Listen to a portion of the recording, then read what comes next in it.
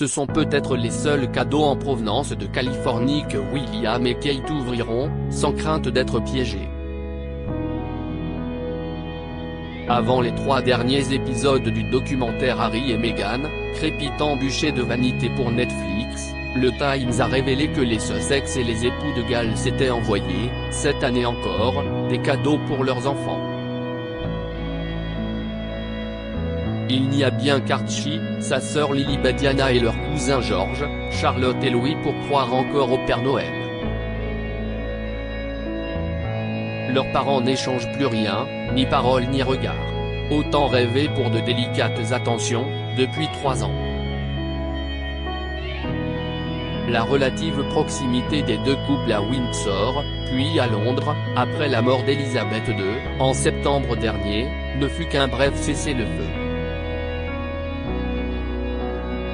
Les 3 premiers épisodes de Harry et Meghan, mis en ligne le 8 décembre, étaient un tir de billes d'argile en direction de la famille royale. Les Sussex et autres partisans du mégoï dénonçant surtout un Royaume-Uni gangrené par le racisme et les tabloïds qui font l'opinion.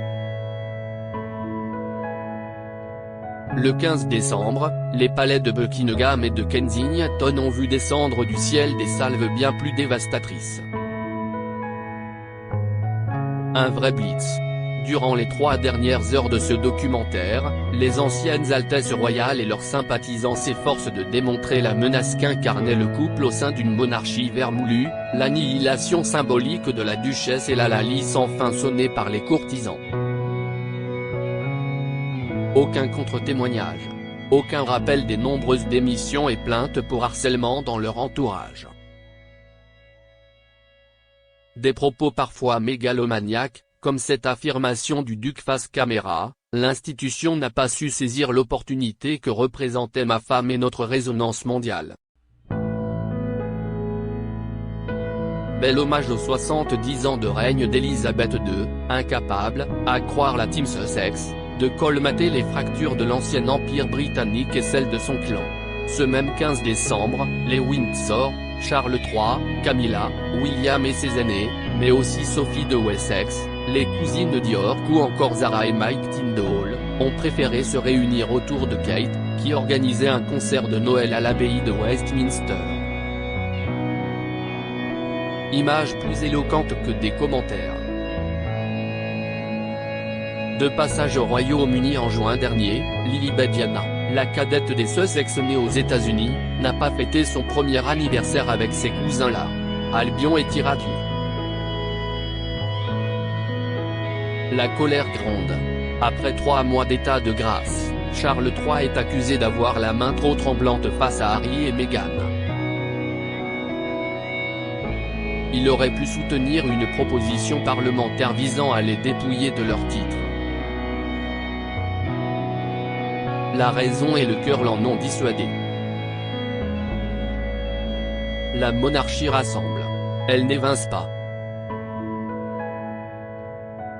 Son divorce d'avec Diana fut géré avec trop de passion.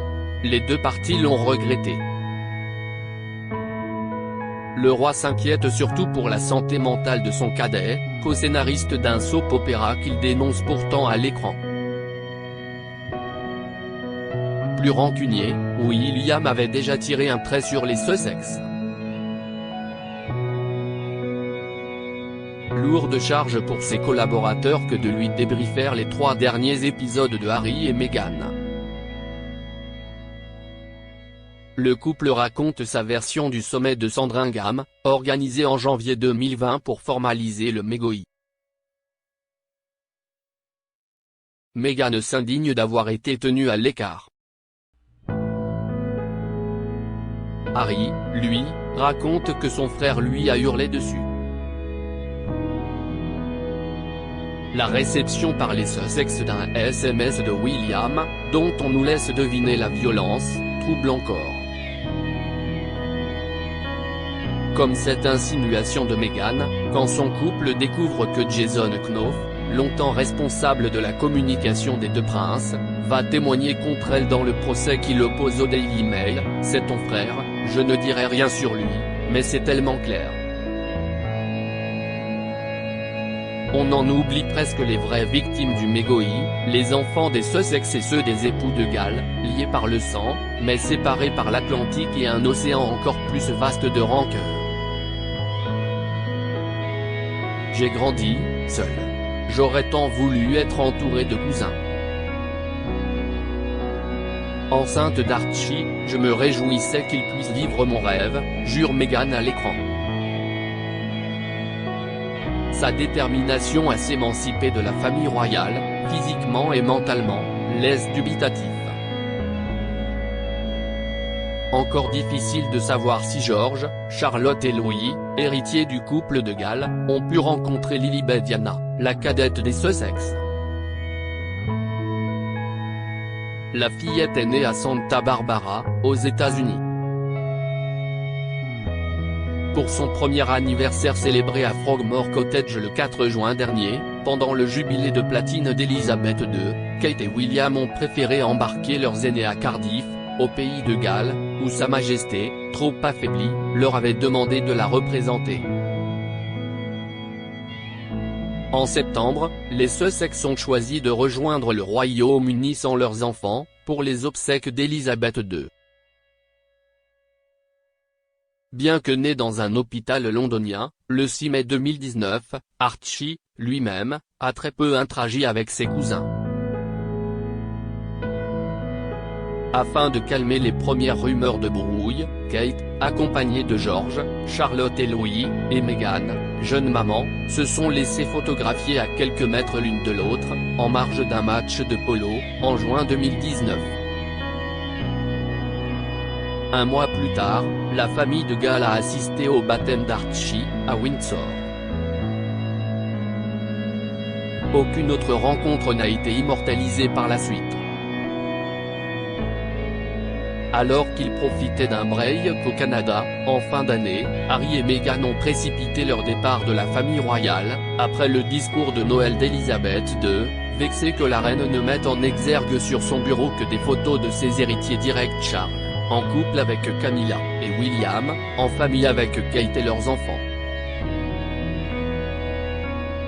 Devant les caméras de Liz Garbus, les Sussex plaident qu'il avait déjà tenté de négocier un déménagement en Nouvelle-Zélande ou en Afrique du Sud, sans succès, et qu'empêchés de s'entretenir avec la reine durant les fêtes de fin d'année, ils ont fini par prendre la décision de s'émanciper d'une famille plus obsédée par les apparences que par les sentiments.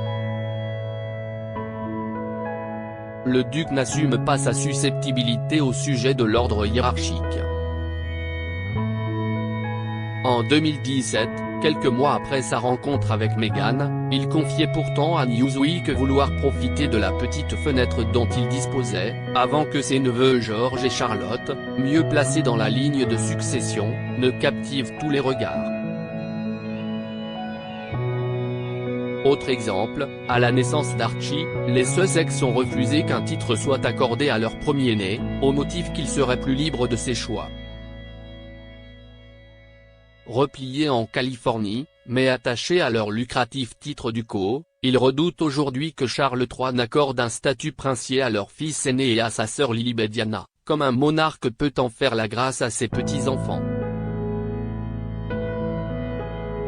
Jalousie d'autant plus exacerbée que le roi songerait à offrir le duché d'Édimbourg à la cadette de William et Kate. Les rebelles de la couronne se perdent dans leurs contradictions. Le storytelling du couple est cruel pour Charles et William. Mais il est tout autant pour les plus jeunes Windsor. Un jour, Archie pourrait découvrir que sa mère, enceinte de lui, a eu des pensées suicidaires, mais que les Windsor ont prétendument refusé qu'elle consulte ou qu'elle dénonce le harcèlement des médias, au risque de fragiliser l'institution. Il s'étonnera peut-être que ses parents aient décidé de rediffuser la une d'un torchon extrémiste le comparant à un chimpanzé. Sa sœur Lilibet Diana pourrait à son tour leur demander pourquoi elle a été baptisée en Californie, en l'absence d'Elisabeth II dont elle porte le surnom. Les enfants des époux de Galles chercheront des réponses, eux aussi. nul ne sait qui, de Kate ou de Meghan, a fait pleurer l'autre, pendant les préparatifs du mariage des Sussex, en mai 2018. Mais personne n'a démenti que la petite Charlotte et sa tenue de demoiselle d'honneur étaient au cœur d'échanges tendus entre les deux duchesses. Alors que les derniers épisodes de Harry et Meghan dénoncent le cyberharcèlement du couple, la Sussex Squad, leur communauté de fans très exaltés, a souvent moqué la raideur de George dans ses costumes, la peur de Charlotte quand elle croisait le regard de Tati Meg, ou encore les effronteries du petit Louis lors du jubilé d'Élisabeth II. Aussi vile que la rumeur selon laquelle la duchesse de Sussex aurait recours à une mère porteuse pour sa fille. Les adultes ne se réconcilieront probablement jamais. Pour sûr, les grandes cousinades, organisées par Élisabeth II à Balmoral, l'été, ou à Sandringham, l'hiver, appartiennent au passé. La Californie est le monde d'Archie et Lily Mediana, et ce monde qu'il voit est celui dont j'ai toujours rêvé, assure Harry. Le duc est convaincu d'avoir brisé un cycle de souffrance. Ô douce nuit. Et triste réveil. Cette interview est à retrouver dans Gala N degré 1541, disponible ce jeudi 22 décembre 2022. Créative Photo, agence.